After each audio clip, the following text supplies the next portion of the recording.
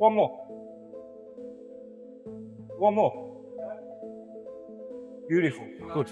That's what we've got to bring him on to. Nobody can take them. Wear the Kronk merch. Shout out Kronk. So first session is strength. We're basically gonna be doing some explosive weights, high intensity, short amount of time. We're working on our sprint system. I can beat Jake Paul. Excuse my French, what the f is Anthony Joshua gonna do to Jake Paul? I think my dad said that AJ could beat him with his prick, and I completely will back that up. Even if AJ had a broken arm in there, it still wouldn't go past him. Joshua prepares with steady focus as he trains for the matchup with Jake Paul.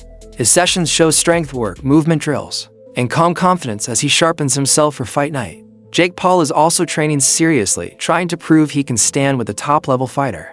The build-up shows both men working hard, creating curiosity about how this unusual and highly discussed matchup will actually play out. One thing I knew, he was a hard worker. Second thing I knew, genetically, he's very gifted. But I knew after the evaluation, we had some work to do. Now I've seen his body already evolve into something totally different. I've seen his conditioning evolve into something different. And more importantly, his understanding of his body and why he's doing things the way he's doing them. That's the most important evolution that I've seen. Anthony Joshua trains with full confidence inside his camp, completely aware that he holds the clear advantage over Jake Paul. Even with that belief, he pushes hard every day, determined to prove a point. His goal is simple: step into the ring, dominate, and silence all the noise and nonsense coming from Jake. Only that's all that matters. Because early on, if you look for power, you waste energy. Then that power evaporates. When they're tired, you ain't got the power to take them out. So you've got to open up in the gap for no reason. So just relax, flow. Just pop off Good that feet, reach. you were saying. Just pop off that reach. And any time you move, that should be that. That should be that. Yeah. And then the controls down the middle. All right. Yeah. That's what Control, smooth, relax, relax, relax. Last minute, mate. That'll do you then. Uppercut. Good. Right hand. Good. Good. Good. Left hook high. Good. Uppercut high. And again. Eddie Hearn explains that the financial offer placed in front of Anthony Joshua is simply too big to ignore, especially at this stage of his career. Joshua has already achieved nearly everything a heavyweight can achieve, so taking a high-paying matchup becomes a strategic decision, not a desperate move. Hearn highlights that prize fighting has always been about earnings as well as legacy, and when a fighter gets a massive offer for a manageable contest, it becomes a smart choice. He believes Joshua is doing nothing wrong, just taking advantage of an opportunity. Hearn says no fighter would realistically turn down easy money when it aligns with training, timing, and career goals. Jake Paul offering such a huge purse opened a door Joshua is naturally walking through, because boxing is also a business. Ring by Mike Coppinger, that one's in the works and looking likely for December. What can you tell? Yeah, not yet. I mean, there has been conversations, obviously. I think it comes down to how true, they are. Jake Paul is that he actually wants to fight. I mean, he's a madman if he wants to fight. But for some reason, and he thinks he can beat AJ. And I have to be honest, we were going to have a run out in December, over 8 rounds against a bloke you've never heard of. And we may end up having a run out against Jake Paul for a career high payday. I don't see how we can turn it down. When I asked you about it a couple of days ago, you said that at that time you never really got into the financials. Have those been discussed now? Have you discussed the financial element? Yeah, there has been some conversations around that, and it is, it's a huge amount of money. And I think AJ would be mad if he didn't do it, and I think he will do it if Jake Paul is genuine. We may wake up tomorrow with these people and they've announced another fight. Honestly, anything could happen. So I still can't get my head around the fact that this guy wants to challenge AJ. There's some respect to him if it's true, but we shall see. To end on that note, I spoke to Alfie Sharman earlier. He said that himself or DAZN have had no conversations about AJ potentially taking that fight. Obviously AJ is exclusive to DAZN. What's the situation with regards to that? Because I know everyone here. Apparently the fight's done. Obviously it's not done because those conversations have to take place. I'm very confident that I can have some positive conversations with DAZN. Obviously we'll be on a clock, but it's a 50-50. Last one from me. I saw Chris McKenna tweeted that Anthony Joshua currently doesn't have a British Boxing Board of Control licence. Obviously, it's not unusual for someone who isn't fighting currently, he's inactive, to let it run out. But he would have to apply for one to face Jake Paul again, and then they'd have to approve a fight. Do you think that'd be something? Experts emphasize that Joshua's resume includes battles with some of the most dangerous heavyweights of this era, even after a 14-month break from competition. They insist the experience gap between him and Jake Paul remains enormous. They point out that Joshua spent years facing champions, big punchers, and elite athletes who tested him in ways social media-driven fighters have never experienced.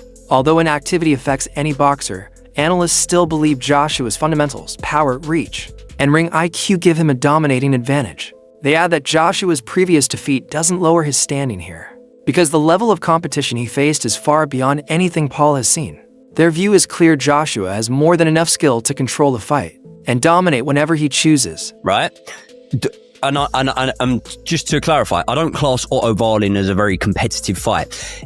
Every competitive fight that AJ is in from now until the end of his career and has been in for the last few years, I believe has taken something out of him. Every time he's in a competitive fight, even when he's won, and I'm not saying taken out of him to the extent where he's no longer a good fighter, no longer can do anything, but every single one has taken one out of him. So let's say, for example, you go down the Tony Yoka route and you can sell it as the 2 Olympic gold medalists and whatever. It's a lose-lose, mate. You're expected to knock him out. If you don't, then you go the distance. I think that's going to take something out of you.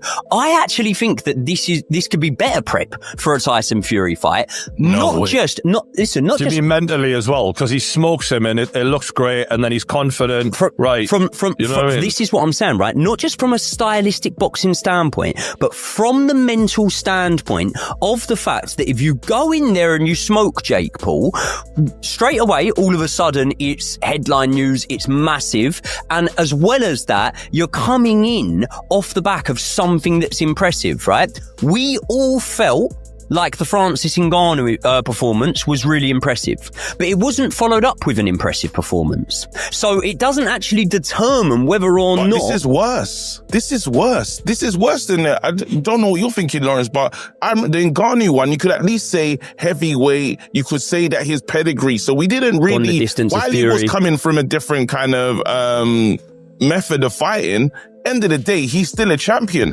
We're talking about Jake Paul, guys.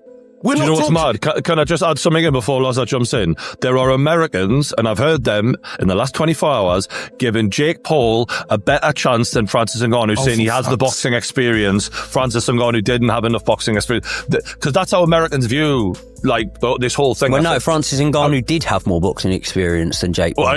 Well, yeah.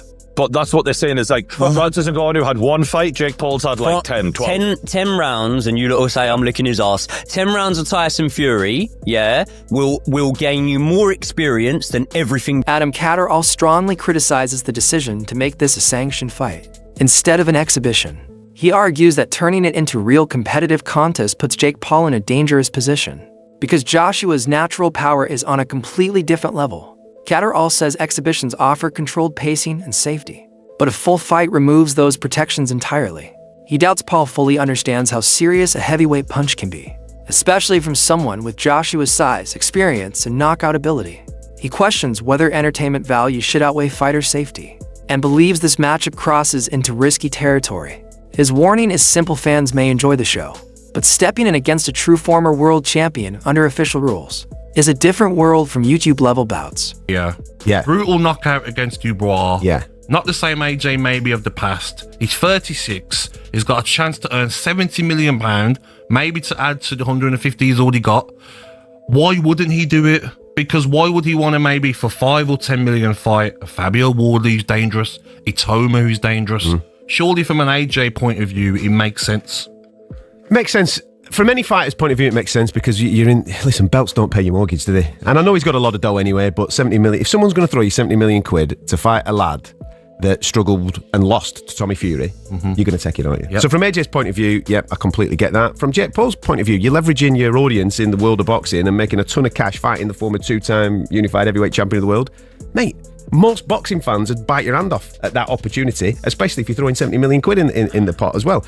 I've no problem with the promoters. My problem is that it can't be a legitimate fight. Let's be dead honest about this, right? Eddie Hearn said it will be. Listen, there is no commission on the planet that can authorise that fight. It's a 2-time unified heavyweight world champion, still in his athletic prime. You just said he's 36. We're not talking Mike Tyson age of 50 odd here now, are we? Olympic gold medalist. He's had 13 world title fights as AJ. 13 of them. Against the very best guys. And could take his head off. Like he done to Ngannou. It is dangerous. It is absolutely dangerous. Like I've just said, Jake Paul struggled with Tommy Fury. The levels between these two guys are ridiculous. The commissions cannot sanction that as a legitimate fight. There has to be a rule change. It has to be an exhibition.